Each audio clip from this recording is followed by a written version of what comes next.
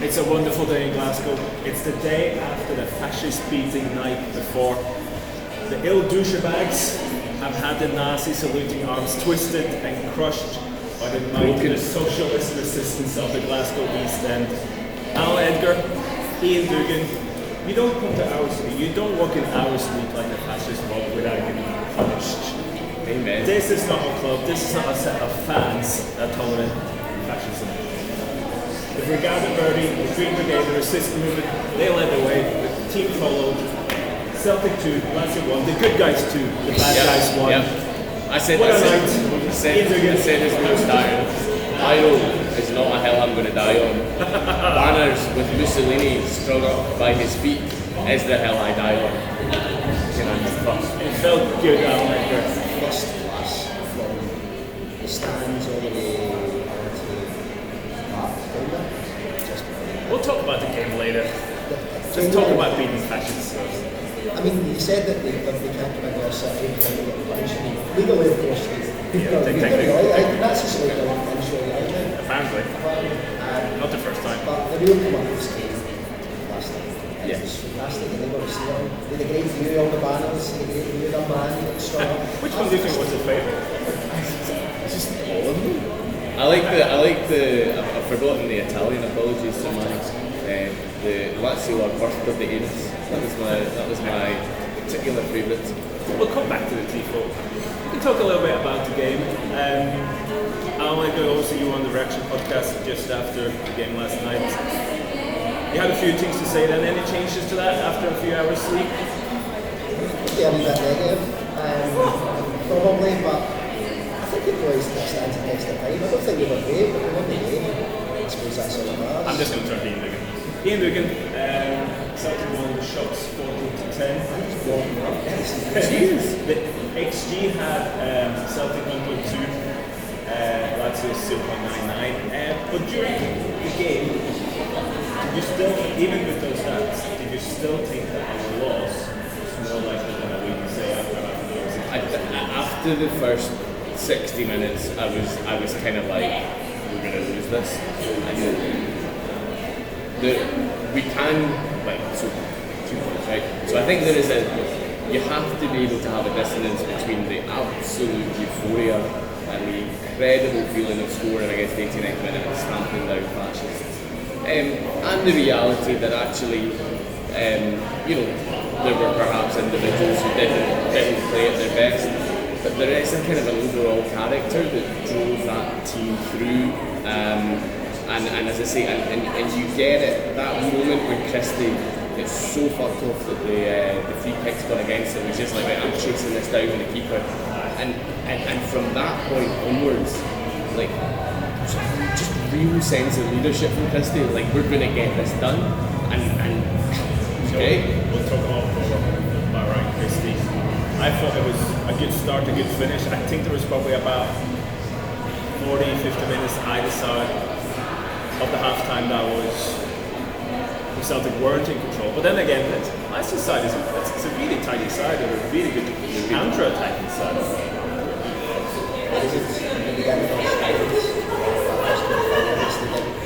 They look like they were really good to passes there as well. They had a really good chance at one as well. I think if they score that, then it takes a step of the game, it just doesn't solve. I mean, they've been on the other side yesterday. Yeah. We really well not one, so again, it's nice to not great and win. Yeah, and it does come, and there is a character, as I say, it's been a long time since we've ridden our luck so much at home. There were probably 3 or 4 chances which, Lazio could have won 4-2, as an example. They hit the post, there was a couple of other ones, there was the fucking Foster save, oh my god, project that to my games. That's like right up there, one of the best saves I've ever seen in my life. You called it on the Reaction podcast Smash Mouth football in terms of Celtic. I think smashing Mouth's fine when he's facing fascists. Kieran Devlin has a really good piece in Athletic today about Lennon ball, as you want to call it, where there's this, whereas Rodgers was very risk averse. Lennon, even he knew that, and Kieran's talking about this in the article, it should really he talks about even if he knew Lazio was really good counter-attacking down the sides, he doesn't decide to just take try and minimise the risk. He just pushes the fullbacks up and he goes toe to toe. Whereas Rodgers tried to kind of think out the appointment. Lenny just goes, fuck it, we're just going to go toe to toe. It's a little bit of anarchy in it, and it's not. It wasn't a game that was completely out of control for Celtic in any means, but it's that kind of. He will not compromise on his principles in quite a different way than Rodgers has.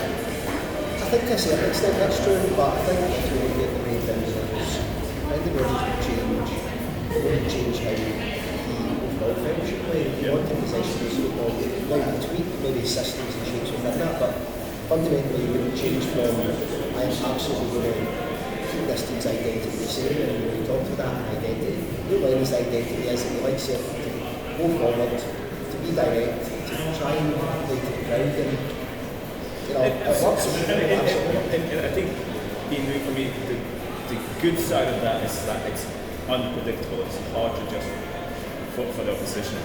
The bad side is maybe that it is unpredictable sometimes. He's a bit less control, but that's just his philosophy, and he's going and he's sticking to it 100%. So you guys have to bring in some proper speak. Have you guys heard of a kind of self-improvement mindset we call strength finders, right? I try not to say that's fine, right? But it's a mindset that says, don't try and take your worst characteristics and bring them up to average. Find what you're best at and accentuate those and actually really double down on them. And for me, that's Lennon versus Rodgers. Rodgers would like us to have been, things that we were really bad at, can you be a bit more average on it then? Lennon says, do you know what, we're going to be bad at them. We're actually going to get caught on the break every so often. But I'd rather be up in your face and doing that. And to be honest, again, the atmosphere last night was probably as good as I remember. Playing to the crowd clearly works. The referee had a dreadful game, but the fans made it difficult for him. Do you know what I mean? They were on his back, and that's all sort of part of it. I think it's, in terms of the atmosphere, I think it's the best way. Yeah, I'd agree. Forget me for that. Modern day Europe, I think that's the best atmosphere, and it's more as yeah. I want to pick up two players in particular, Ryan Christie, Fraser Forster. I think they both had really good second half, and we'll get back to how great they are. I think they're slightly less so in the first half, and I think, especially, the goal illustrated that because I think it starts with Christie's decision making to take a shot in that position. There's been a lot of debate about how much Fraser can do on the shot. It's a really good strike. I think he should do better. For me, Forster is exactly what he looks like. This thing is like Amaral. He is a wall, as in he's a fantastic shot stopper.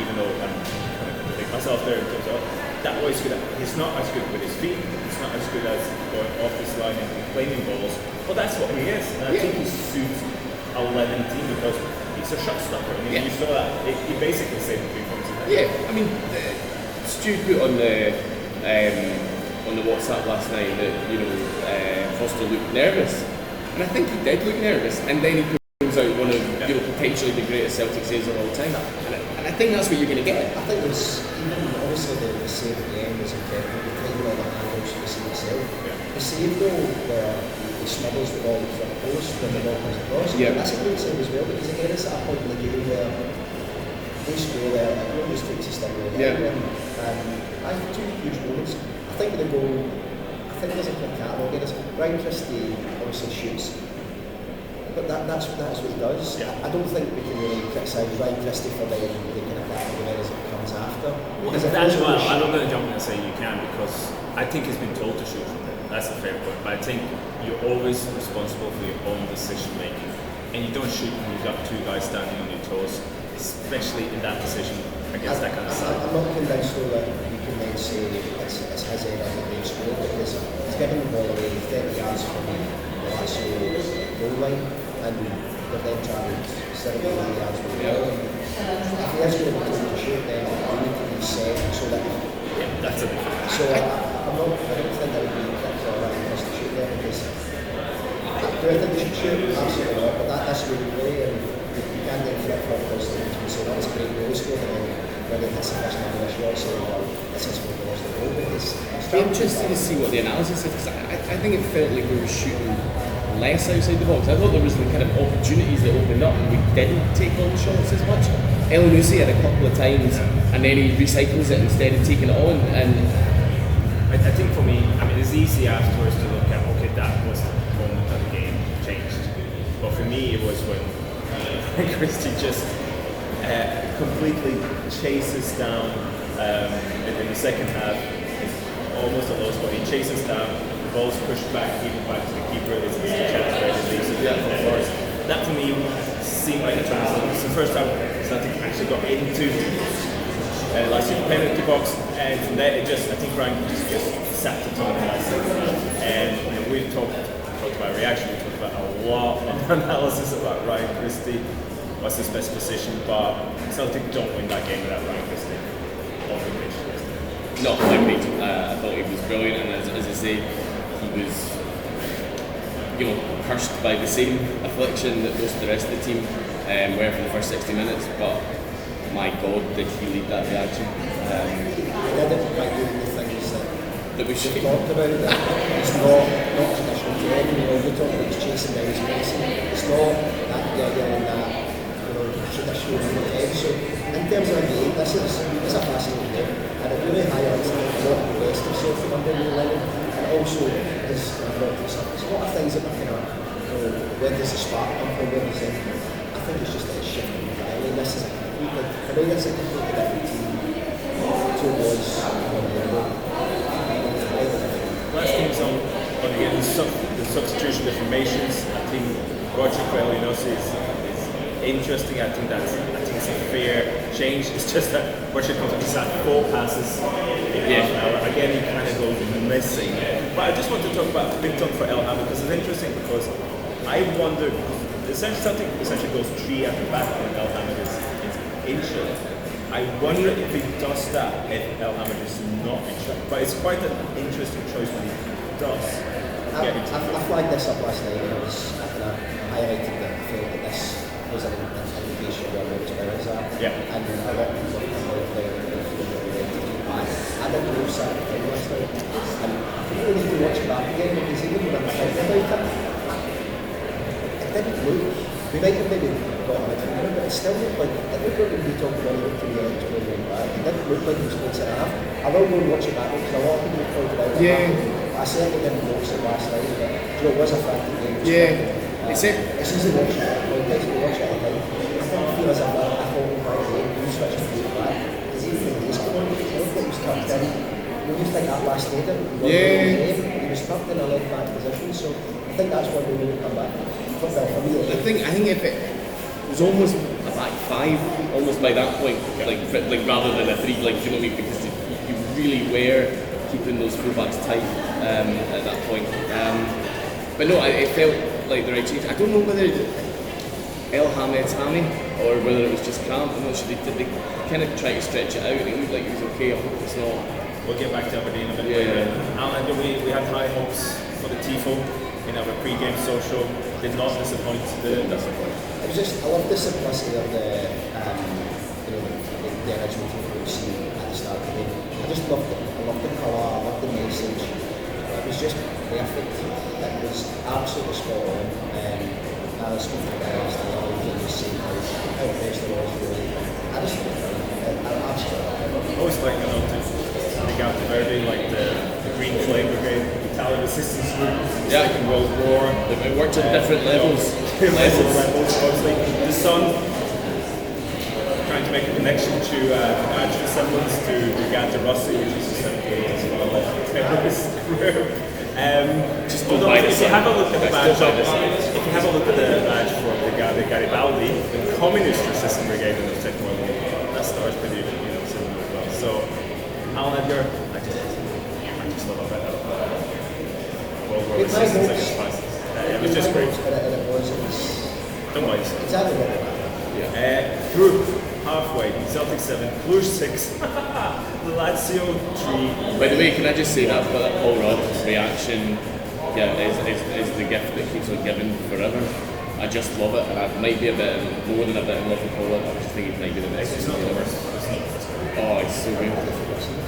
Oh, he's sitting, like, he cracks the, it's from Hot Ones and he cracks the bottle of jelly. He's like a... Actually, before this podcast, Ian Douglas was saying, "Look, let's not waffle. Let's not waffle. Let's get this right. done." Okay. Look. The group Celtic is. Let me take you through the. Well, what can now? Celtic is true if they beat Cluj. They are true if they get 4 more points, regardless of how they come. And there is a chance they may not qualify even with a win against Lazio or Rennes. But no matter what, there's a fantastic position. No matter what, Celtic is more likely to go to knockout stages than not. We talked about yesterday. Yesterday was the must win. I mean, I feel like yesterday was a must win lose. If to win, it's brilliant. They're the top dog in the group. They've got some things to do. If you don't know now, you see it happening. Yeah, right, fantastic. If you don't think you know what the group's still. I mean, essentially, a point in Rome, in Dugan, sets up 2 match points. Yeah. A win against Rennes or a win against Cluj. Yeah, I think a point in Rome would be a phenomenal result. I guess with that and Rangers' result last night, do you think like we are now climbing that coefficient table? 15th is starting to look realistic. 67 Yeah. That Celtic is desperately close to getting 2 teams in the Champions. I do think that it'll be great to see. I'd still rather Rangers than Arsenal. I will absolutely put those on despite my face. That is where I'm at. National pragmatism says be happy when they're losing, and then if they Like get a draw, Scotland. say it's good for Scotland. But anyway, so do you think that represents genuinely is the quality of Celtic and Rangers starting to get better at the European stage? Because the coefficient would suggest that. I'm not going to Rangers. Let's talk about something a lot better than Rangers.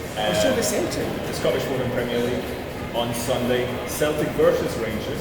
Oh yeah. 4 o'clock at Clonmel Training Centre. 1 after our Rangers home game has started, an hour after Celtic's game in Aberdeen has finished. It's a terrible time. We've talked about the Women's League and all the priorities on that. Glasgow City won the Scottish League in our Wishaw Sports Centre. It's not a great look, but next season tonight in the City, we'll have a lot more coverage about the Celtic women's team.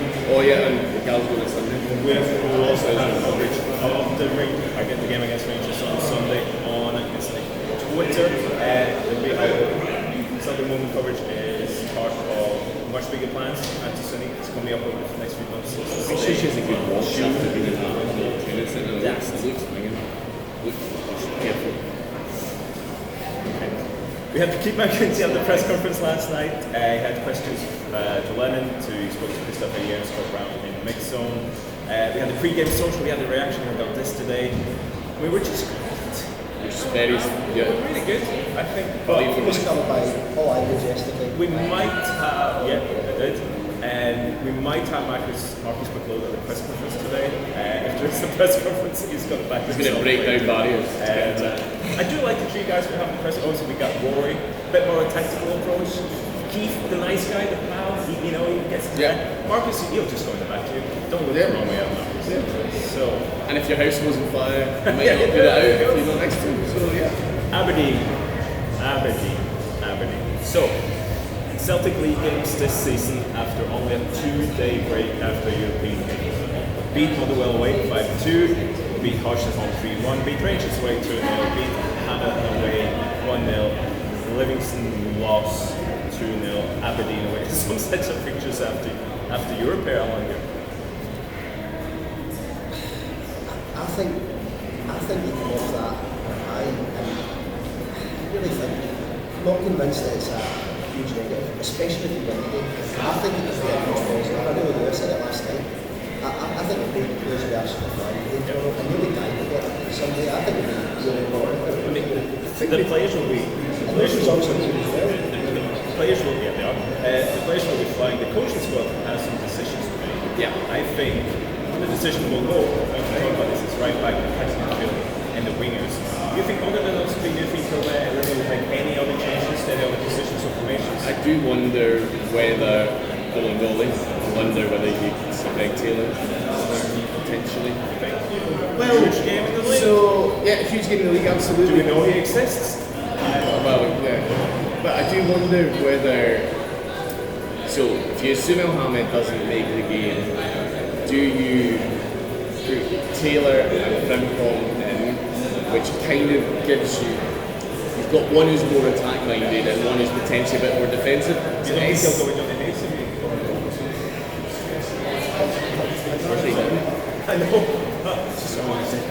I mean, you look at this, if Mohammed is fit, he'll start. If he doesn't, there's a lot of decisions to make. You have Frimpong. Very exciting, but only 2 professional games. Bauer, not so exciting, but Ron Torrance, he's got nice years. Did you think? Never do anything with him, he just throws it a distance to him. Listen, we scored from a corner last night, right? That corner could have been a free kick, could have been a throw in if Well, let me put this down here tomorrow. Right back, Christopher Ayer. Something. beats on the centre half. I think that's more. We want to keep counting. No, I think we will. I think we will use it right now. Don't break that. And then we do want to get back. I think one thing I really did for Rich is the season was sticking. Yeah, he likes games. Injuries and We should have said this earlier. I thought Well got it had a and I think there's a thing now that some people will found something negative in Bolton goalie if you had a 10 out of 10 games. I think that's just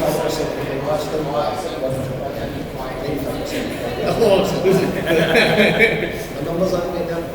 It's a bit Anchorman. I think people were, around me certainly, most people were actually really. I think any. People have been sharing videos of that when the covers across. Yeah. I think for a lot of people this is the first time, and I even watched it, they said, well, we're going to post that. Yeah. And that's. I think any issues he had were potentially down to Elyounoussi. I think like there was points where he kind of Elyounoussi sold him short with a bad pass and things like that. So I really did think Elyounoussi had a bad game. Always in the week, I get that a lot. It's nice to look at the region rankings when you pick one of the others. Exactly. Attacking midfield. So Francis is out. Charm, don't know yet. He was not fit for yesterday. Tom Rogic is not impressed. His last 2 performances. Do you stick to Rogic? Do you put him in? I think that will. I think we go with Rogic. Even if the Jam is available, Olivier Jam, the one thing when he doesn't really shine is when he comes back in after absence and he gets thrown in these games that are big games for us. So even if the Jammers can make it, I would go for Rogic. Tom Rogic hasn't, but we're impressed. He's not going to go back in. There's a huge call to bring him on last night, and I think that probably tells you that things are starting to come back. I think And it perversely made the difference, even though he himself didn't actually do anything. Here's one for you tomorrow, Sunday. 3-5-2. Victor Julian Ayer and Edward Bayo. It's not the game to be starting. No? Nah, it's Let's not just say, the game. against Livingston, there was almost no changes. London was criticised for that, saying you need to change it up again. I don't think teams like, can I just say, in terms of, I don't think teams like changing formation. I think they're like a rough way of playing. You can change those within that. I think we'll think about it. I don't think we're set up for 3 to 5 points. Not everybody can play like a big back. I have written down, Okay. at least it's on grass. And I think that's an important point because we're not playing a synthetic pitch. I think that's Let's talk about stats, maybe. Let's talk about Grass. Rumi, Mr. Baldigan things. Aberdeen is 4th in the league this season, just a point behind Woodward. If I tell you this, and I'll go down under, in the XG table, the real table, the proper table, they're 8th. They're the 7th teams in terms of chances created. They're the 10th, the 3rd worst in chances conceded. Are you surprised by showing that Aberdeen is actually one of the first teams in the league? I'm surprised they're 4th. I didn't check the table beforehand. I was just like. You didn't check the XG table this morning? I was too busy checking the XG table. I didn't check the actual. First thing in the morning. He's got a Listen, mate, I've got. The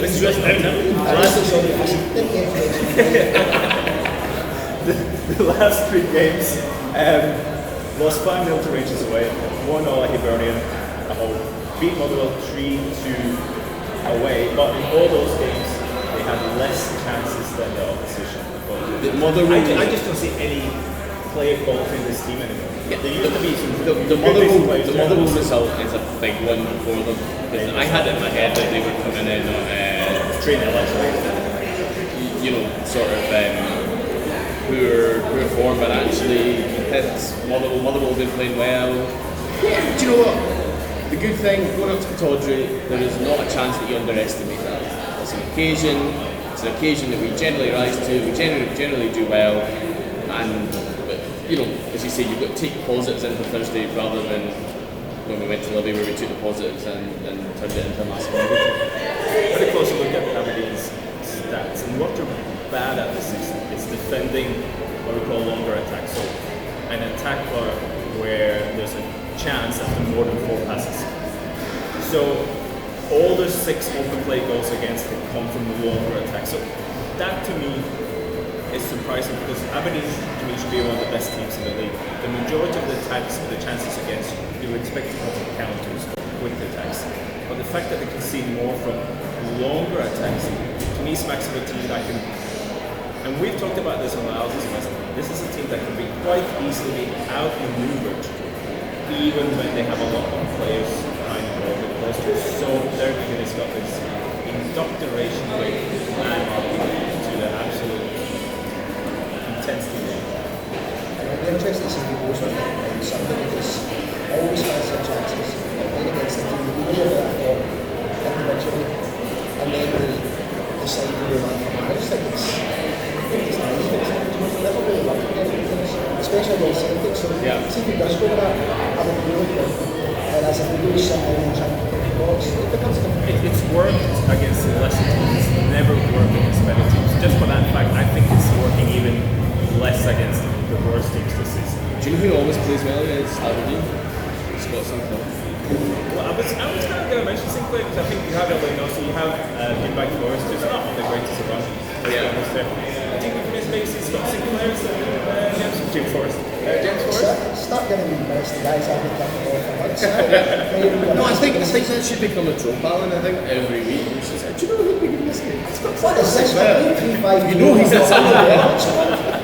This is Aberdeen away in the league. Look, at least it's on grass. Right, at least it's on grass. I don't want to hear my sliding soap Scott Sinclair, but No. try and take this game seriously. He's our highest earning player. Scott Sinclair should be in the Celtic team of the decade. Go back to earlier. So in the summer, that's your problem. Bring him back in, fire him in. Christian, bring us home. I think 28 minutes. weakness Bring us home. defending set plays. 4 Aberdeen's 10 non-penalty goals has come from set plays. Celtic over half the chances against the team from set plays. I think big Stuart Cosgrove, I think we need to have a very much of a focus on set pieces. Yes. No, I agree. No, because it's back to Foster again. Foster is a 18 foot 12. He looks like a goalkeeper who should be able to command his ball, be imposing at set pieces, but he isn't. Alan doesn't like making predictions. He wants your prediction before, so no. I think we'll win 2-0. I was going to go 2-1. Chris McGallagher, probably Aberdeen. To Aberdeen, wow. That's a big prediction. Can I just say, I think one of the goals as well is going to be a sweeping move, swashbuckling, right to left, up the left wing, and then fire it beautifully. Can I make one more point? Is French Eddie's hand still hurt? Is that now a thing? I'm testing it. Maybe there's a Paul Rods, yeah. For you this weekend, we'll have the reaction straight after the game on Sunday. I'll have your Mr. Gallagher. On Saturday, there's another stories and the songs for TH3 subscribers. It's a very apt one. It's a focus on the Spanish Civil War and the role of football in it. There's not much Celtic in it, but then again, smashing fascist, that's got the Celtic connection. And listen, if you want... A lot of last minute.